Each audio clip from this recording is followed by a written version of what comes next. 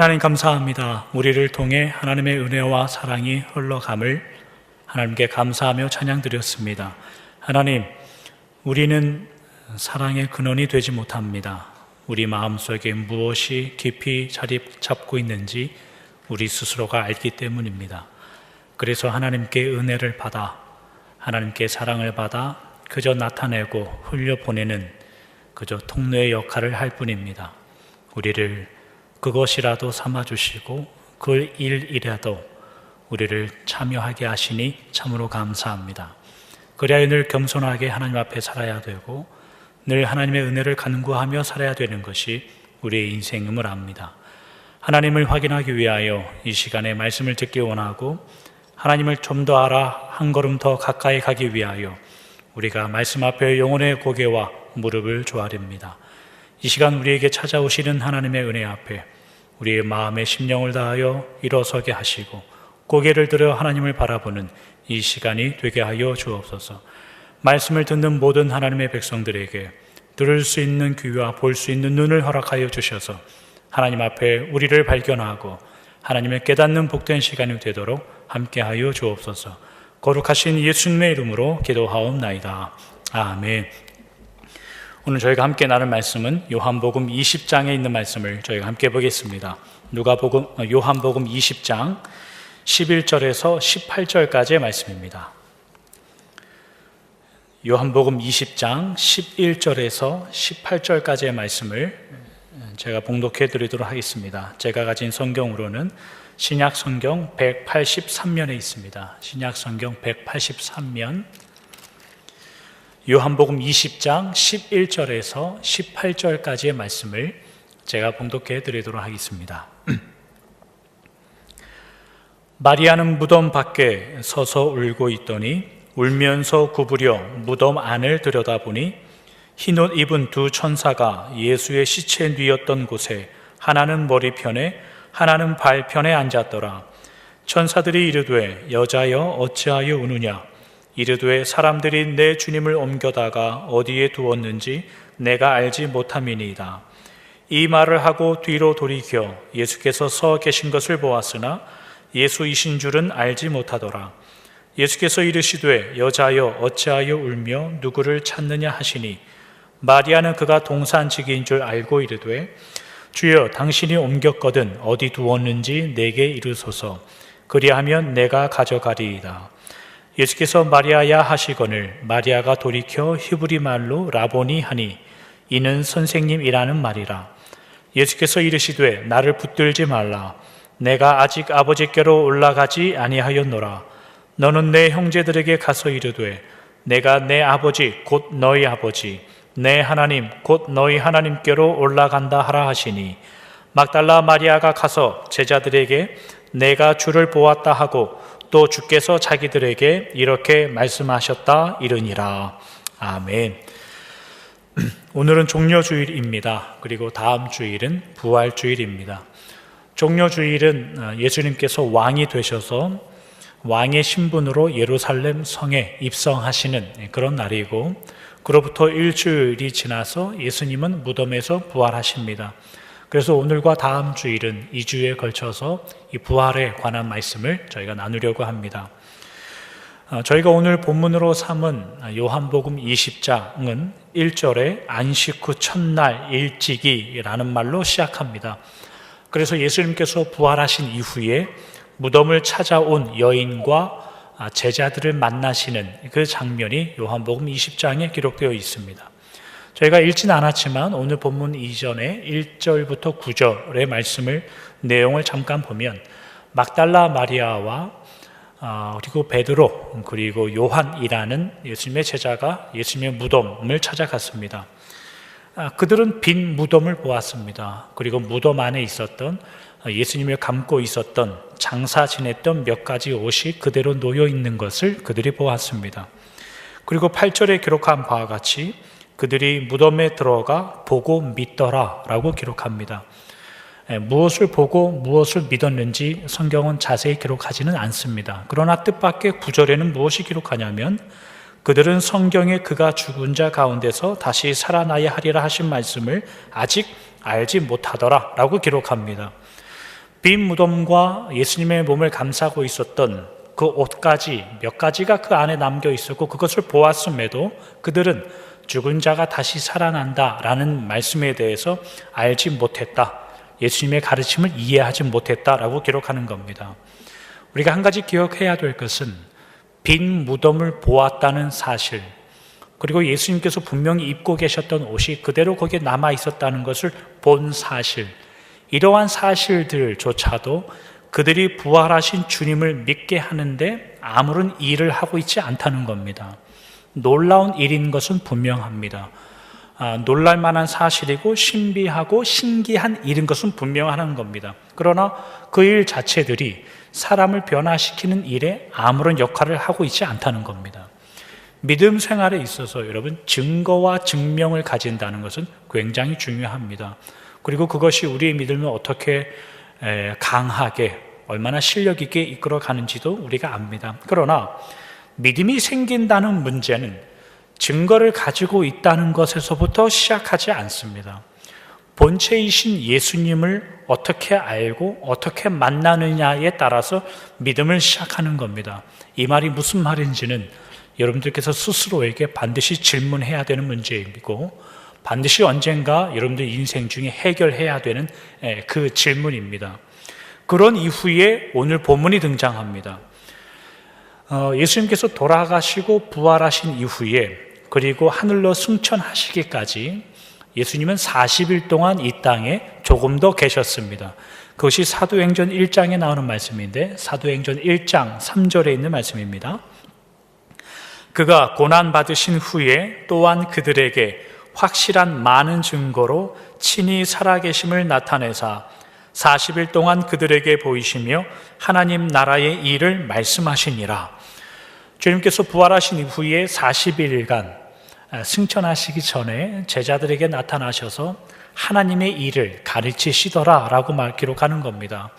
지난 3년간 하나님의 나라의 일을 잘 가르치셨는데 뭐가 또 새로운 것이 있겠는가 라고 생각할 수 있지만, 부활하신 이후에 특별히 제자들에게만 나타나셔서 예수님께서 40일간 가르치신 그 내용, 하나님의 나라의 일이라는 것은 아주 특별한 의미입니다.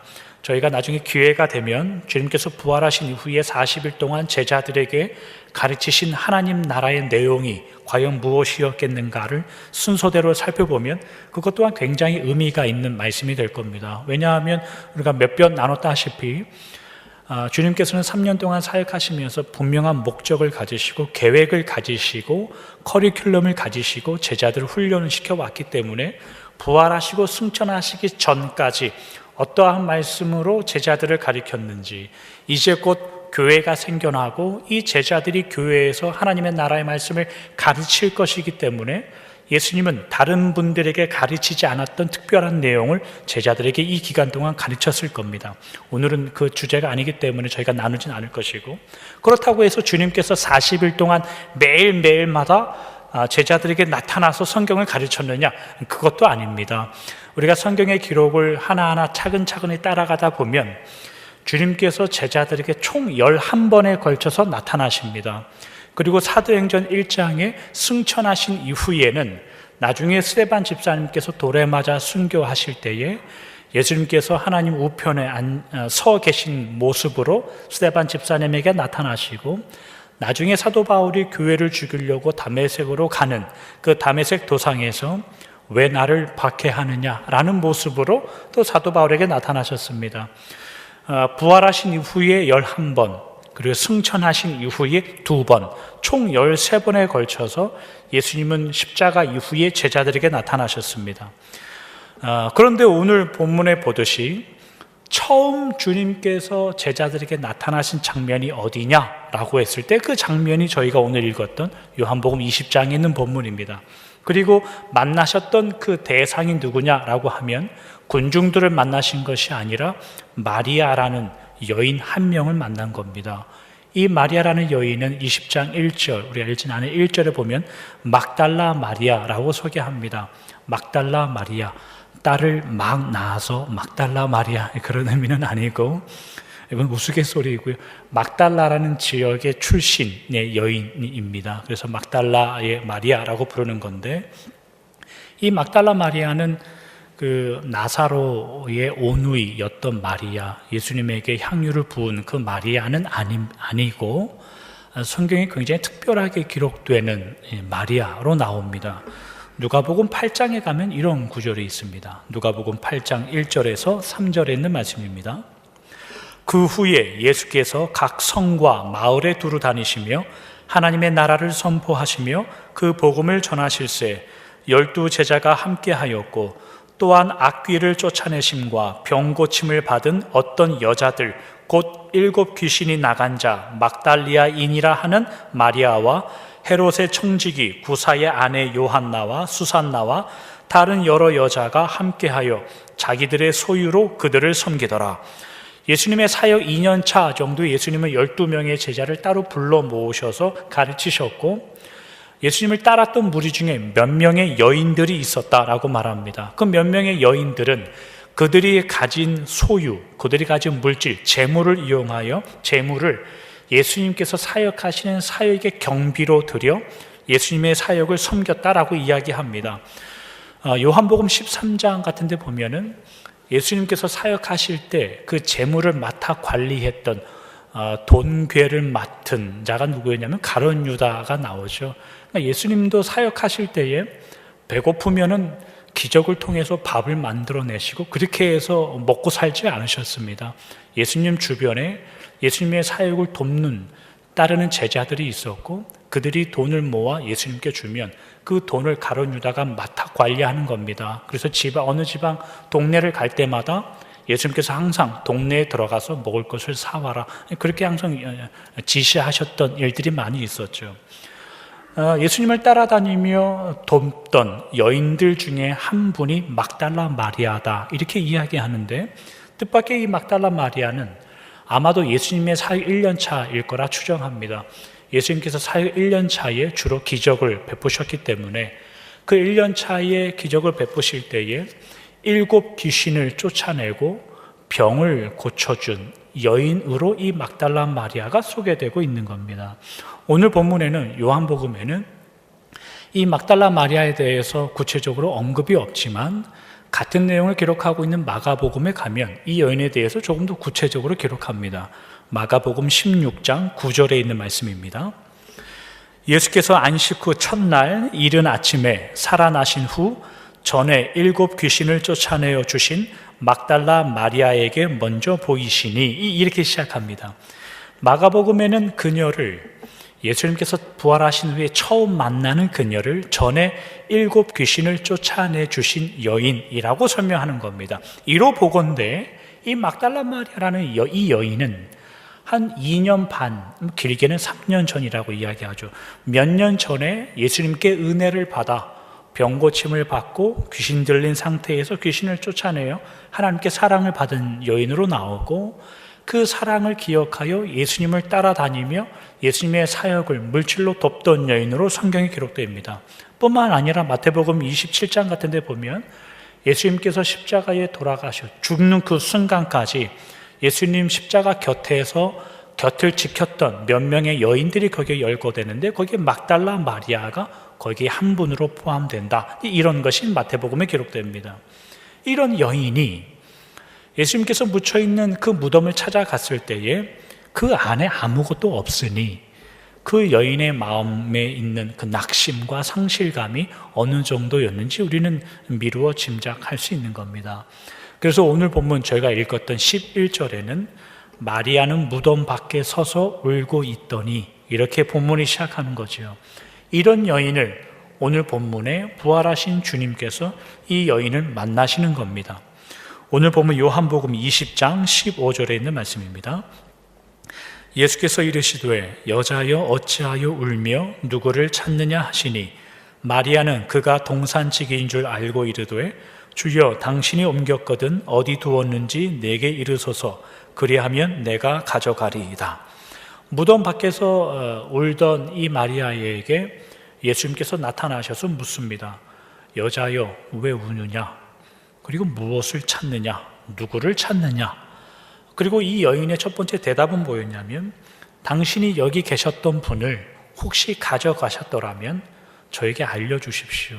그러면 제가 가서 그분을 가져가겠습니다 라고 대답합니다. 마리아는 성경에 기록하듯이 예수님을 알아보지 못했고 동산을 지키는 동산지기인 줄 알고 있는 겁니다. 그리고 16절은 이렇게 따라오는 겁니다. 예수께서 마리아야 하시거늘 마리아가 돌이켜 히브리 말로 라보니 하니 이는 선생님이라는 말이라. 두 번째로 예수님께서 이 여인을 부르시는데 마리아야 부릅니다. 이전 구절에서는 여자야 이렇게 불렀고 지금은 마리아야 이렇게 부릅니다. 그러자 이 여인이 예수님을 알아봅니다. 그리고 라보니, 내 선생님이라고 예수님을 부릅니다. 이것이 오늘 저희가 읽었던 오늘의 본문의 내용입니다. 오늘 저희가 생각해 볼 대목은 뭐냐면, 왜 마리아는 예수님을 못 알아보는가입니다. 왜 못 알아보는가입니다. 예수님께서 못 알아보실 만큼 완전히 다른 얼굴로 나타나셨기 때문에 못 알아보는 걸까요? 그렇지는 않을 겁니다. 왜냐하면 이후에 예수님은 다른 제자들을 만나서 또 대화를 나누고 있기 때문입니다. 이와 비슷한 일이 어디에서 일어나냐면, 예수님께서 나중에 붙잡히시고 돌아가실 때 제자들이 다 도망가는데, 그때 도망갔던 몇 명의 제자들이 고향으로 돌아가는 장면이 기록됩니다. 고향이 엠마오라는 고향인데 엠마오로 2명의 제자가 돌아갑니다. 그들을 예수님께서 또 만나는 장면이 누가복음 24장에 나오는데 비슷한 사건이 거기 있습니다. 누가복음 24장 15절 16절입니다. 그들이 서로 이야기하며 문의할 때에 예수께서 가까이 이르러 그들과 동행하시나 그들의 눈이 가리워져서 그인 줄 알아보지 못하거늘. 주님께서 돌아가실 때 제자들이 도망갔습니다. 그리고 2명의 제자가 자신들의 고향인 엠마오로 돌아가는데 주님께서 나타나셨습니다. 근데 그들이 주님을 알아보지 못했는데 그랬던 이유가 뭐냐면 그들의 눈이 가리워졌기 때문이다. 이렇게 성경은 기록해요. 엠마오로 향하고 있는, 고향으로 향하고 있는 이 2명의 제자들, 눈이 가리워졌기 때문에 알아보지 못했다. 근데 이 똑같은 본문을 기록하고 있는 마가복음에 가면 다르게 설명하는 장면이 나옵니다. 마가복음 16장 12절입니다. 그 후에 그들 중 2사람이 걸어서 시골로 갈 때에 예수께서 다른 모양으로 그들에게 나타나시니 라고 기록해요. 누가복음에는 그들의 눈이 가려졌다라고 말하는데 마가복음의 저자는 뭐라고 기록하냐면 예수님을 알아보지 못하는 이유를 예수님께서 다른 모양으로 나타나셨기 때문이다 그렇게 기록합니다. 이러면 궁금해지는 겁니다. 하나를 선택해야 돼요. 예수님께서 다른 모양으로 나타나셨으니 제자들이 알아볼 턱이 있느냐, 이것과 아니면 제자들의 눈에 헛개비가 씌었으니 예수님께서 다른 모양으로 보일 수밖에 없다, 그래서 못 알아보는 거다. 이 두 사이가 우리는 궁금해지는 겁니다. 여러분들은 어느 쪽입니까? 뭐가 맞게 생각합니까? 이 질문에 대한 해답을 찾아야 우린 성경이 말하는 부활이 무엇인가의 의미에 좀 더 가깝게 갈 수 있는 겁니다. 이 부활의 의미, 이 질문을 이해하는 대답을 오늘 제가 읽었던 요한복음 20장이 하는 겁니다. 요한복음 20장의 내용, 오늘 본문 우리가 잘 생각해 보면 부활을 어떻게 알 수 있는가에 대한 질문에 해답이 나오는데, 여러분들 이것은 반드시 기억하셔야 됩니다. 여러분들의 앞으로 남은 믿음의 인생, 여러분들의 인생 가운데 이것은 반드시 기억하셔야 될 문제입니다. 부활을 우리가 어떻게 알 수 있는가? 부활은 반드시 알려지도록 하나님이 허락하셔야만 하는 문제입니다. 기독교 신앙에서 부활일은 핵심이고 본질입니다. 그것을 떠나서는 기독교가 존재하지 않습니다. 그러나 부활을 믿는다라고 할 때에 성경이 말하는 바는 우리가 믿어야 하는 내용으로 소개되지 않습니다. 오해의 소지가 있으니 잘 듣고 잘 이해하시길 바랍니다.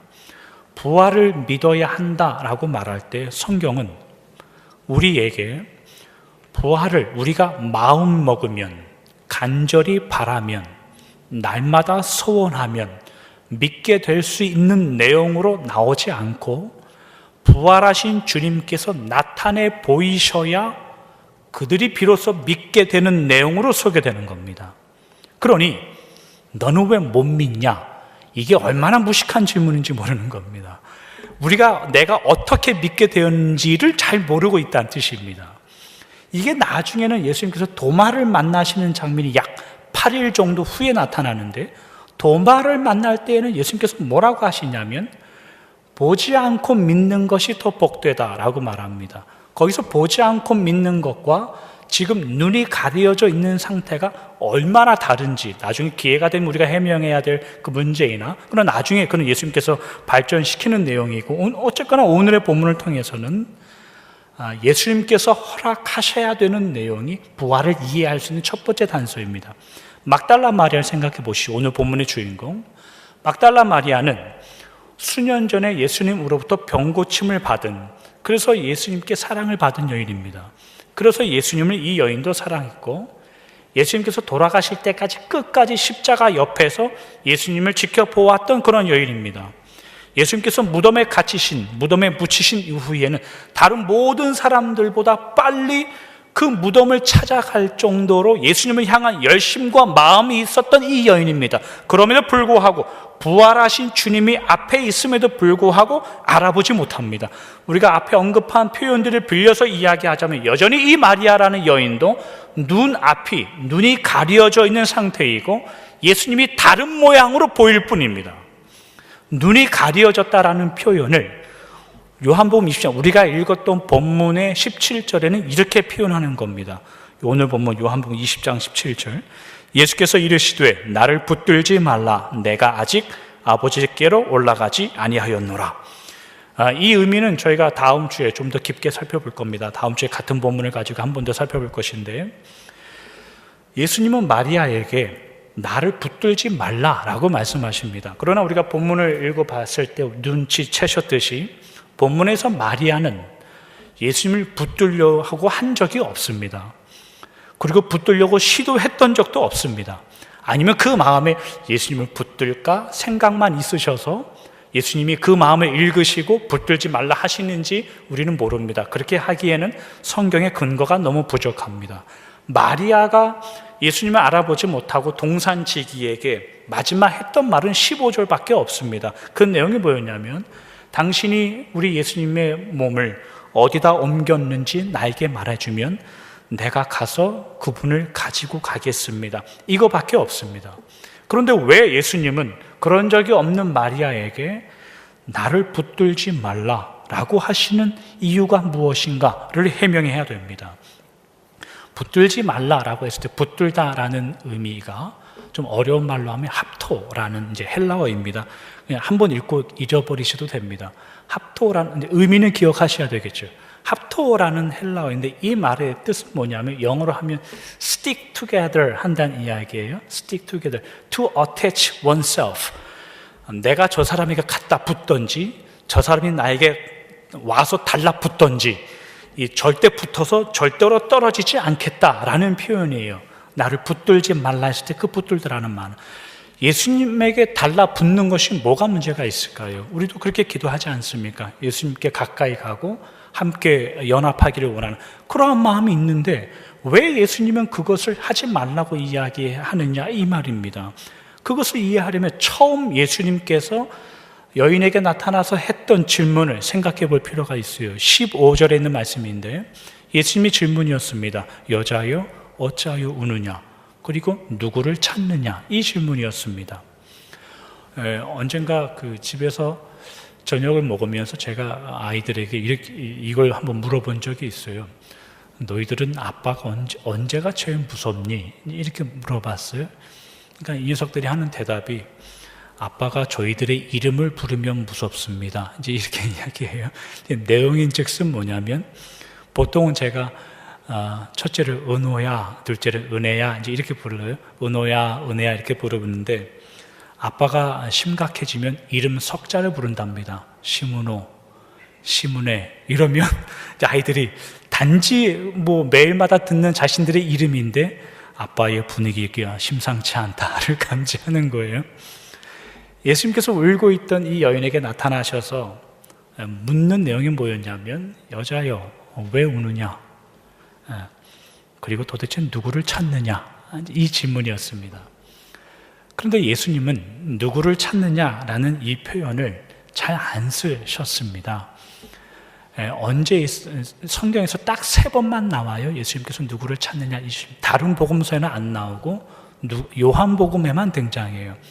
3번 중에 1번이 이 마리아, 이 여인에게 했던 질문이었고, 나머지 2번은 언제 어디서 나오냐면 예수님 자신을 잡으러 왔던 대제사장들과 군인들에게 예수님께서 이 말씀을 하신 2번이나 그 말씀을 하세요.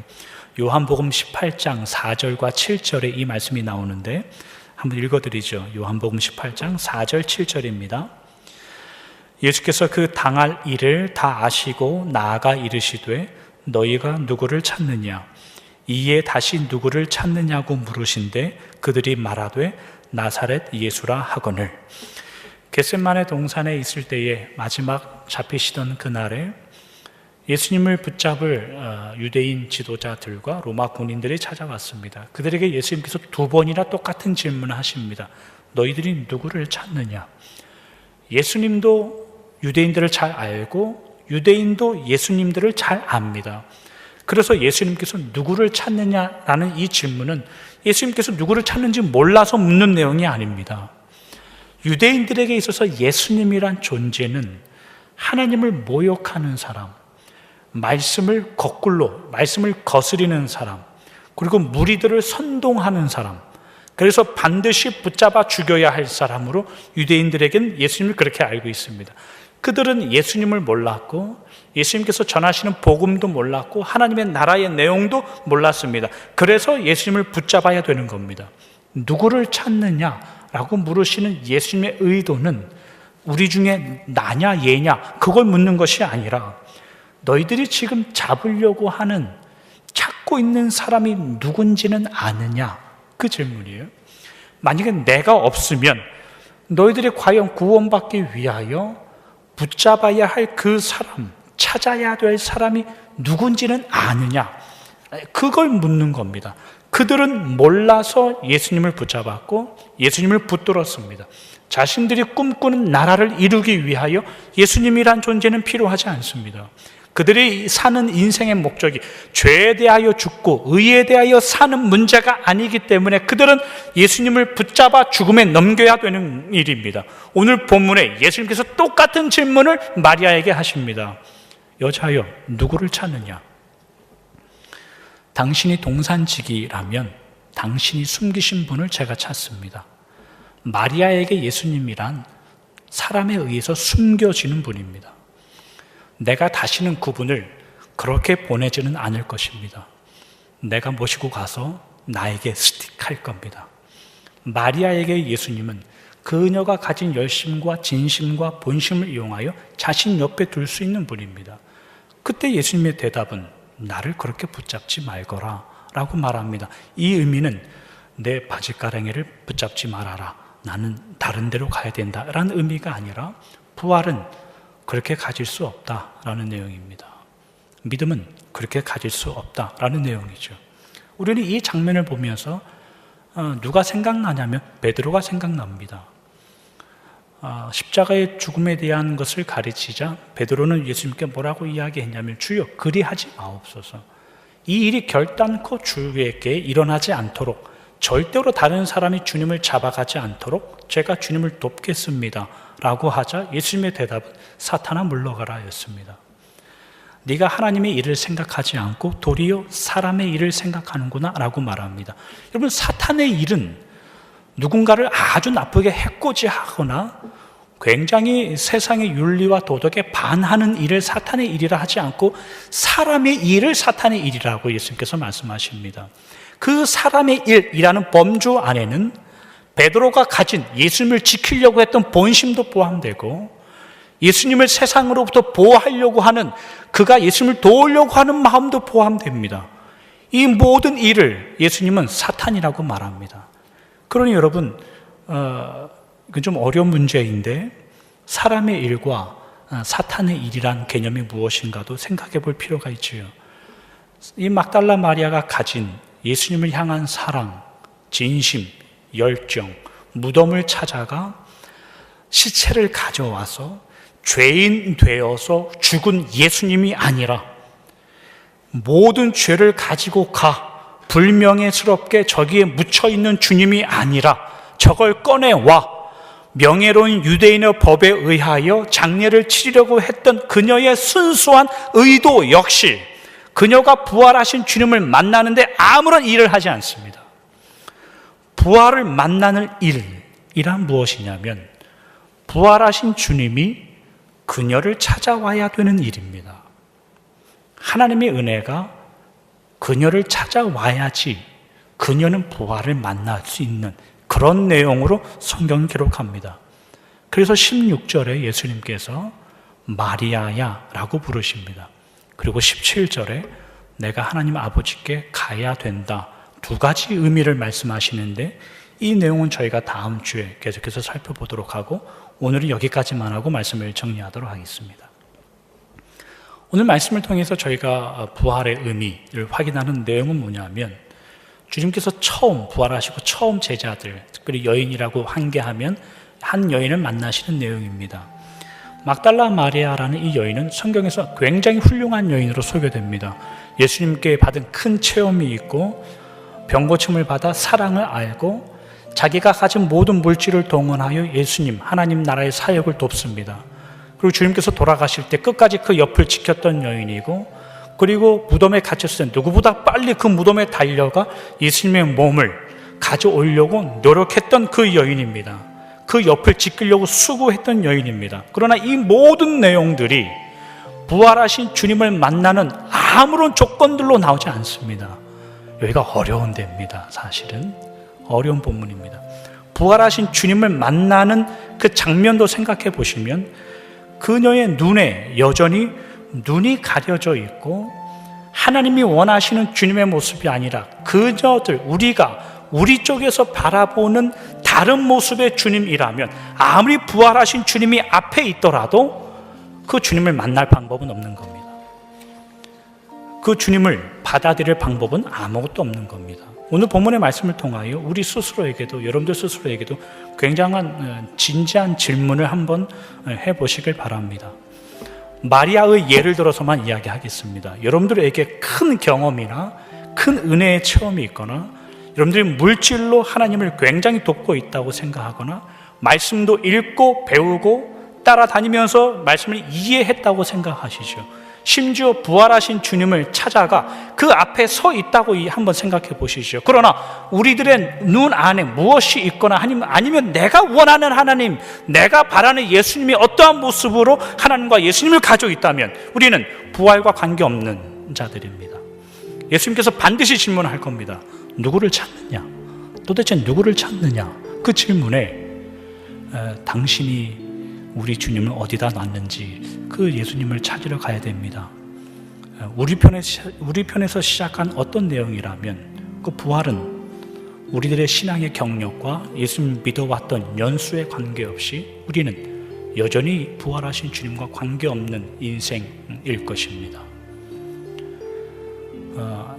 심각하고 의미 있는 질문이어야 됩니다. 누구를 찾느냐라고 묻는 그 질문에 여러분들의 믿음의 훌륭함과 훌륭하지 않은 그거에 관계없이 우리의 대답은 하나여야 됩니다. 우리와 같은 모습으로 이 땅에 오셨고 그 여인의 이름을 부르는 나의 이름을 부르는 나를 아시는 그 주님이 십자가에 가셨고 나를 위하여 돌아가시고 부활하시고 하나님께로 가신 그 주님을 제가 찾습니다. 그 대답을 가지셔야 됩니다. 부활을 만나는 일은 그 고백 위에만 있습니다. 성경은 절대로 우리에게 간절히 구하라 그런 거 말하지 않습니다. 성경은 절대로 여러분들에게 순수한 마음을 가져라 그런 이야기 하지 않습니다. 부활하신 주님을 주님이 원하시는 방법으로 만나라 라고 말하고 하나님이 기대하시는 믿음을 가지고 만나라 라고 이야기합니다. 그게 신자가 된다는 의미이고 주님을 믿는다는 의미입니다. 우리가 사순절을 보내면서 종려주일이고 다음 주일은 부활주일입니다. 올해 부활주일에 우리가 기대하는 그 주님이 어떠한 모습인지를 생각해 보시길 바랍니다. 부활의 능력, 죽음에서 일어난 능력, 그 사실 빛 좋은 개살구입니다. 우리 눈에 있는 게 벗겨지기 전까지 그 주님을 만나기 전까지 아무리 부활의 능력을 입에 담아도 우리와는 관계없는 이야기입니다. 그러니 올해 부활절을 우리가 절기를 지내면서 누구를 찾느냐 이 질문 앞에 주님을 찾습니다. 내 죄를 위하여 오신 그 주님을 찾습니다. 그 고백을 하시는 여러분들 되시길 주님의 이름으로 축원합니다. 기도하겠습니다. 하나님 감사합니다. 부활하신 이후에 한 여인을 하나님께서 만나셨습니다. 주님께서 만나셨습니다. 그 여인은 주님을 알았고 말씀도 알고 진심도 있고 수고함으로 주님을 따랐습니다. 그러나 여전히 눈은 가려졌고 여전히 예수님은 다른 모양으로 보일 뿐입니다. 그가 가진 모든 경험들이 부활의 주님을 만나는데 일을 하지 않습니다. 오직 하나님의 은혜와 부활의 은혜가 그녀를 만날 뿐입니다. 우리가 하나님을 믿습니다. 주님을 믿습니다. 하나님의 은혜가 우리를 찾아왔다는 증거이고 주님의 은혜가 우리를 붙잡고 있다는 증거입니다. 그러니 하나님, 우리가 가진 믿음의 실력을 의지하지 않게 하시고 우리가 내린 결단이나 순수함이 아니라 늘 하나님 앞에 겸손하게 하시고 하나님이 이끄시는 그 믿음의 길을 날마다 구하며 살아가는 우리들이 되게 하여 주옵소서. 거룩하신 예수님의 이름으로 기도하옵나이다. 아멘.